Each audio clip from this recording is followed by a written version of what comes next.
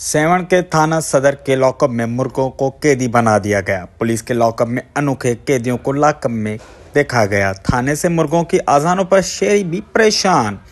थाना सदर के एसएचओ ने राब्ता करने पर बताया कि छापामार कार्रवाई में जुआ के अड्डे से 2 मुलजमान को मुर्गों समेत गिरफ्तार किया था, जो कि जेल जा चुके हैं। दोनों मुलजमान के मुर्गे थाने पर हैं। मुर्गों के मालिक कोर्ट में दाखिल दरख्वास्त करें तो मुर्गों को हासिल कर सकते हैं, लेकिन मालकान मुर्गों को हासिल करने के लिए दरख्वास्त नहीं डाल रहे क्योंकि उनका जुर्म साबित हो जाएगा। ऐसे जो थाना सदर ने दुआ करते हुए कहा कि खुदा करे मालकान दरख्वास्त डाले ताकि मुर्गे उनको मिल जाए और हमारी जान भी छूट जाए।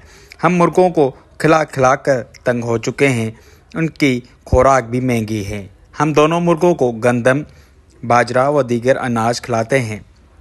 उन्होंने मज़ीद कहा कि हम खुद परेशान हैं, मुर्गों को ख्याल से पालते हैं, इस खौफ में कि मुर्गों को कुछ हो ना जाए और मुर्गे मर ना जाए।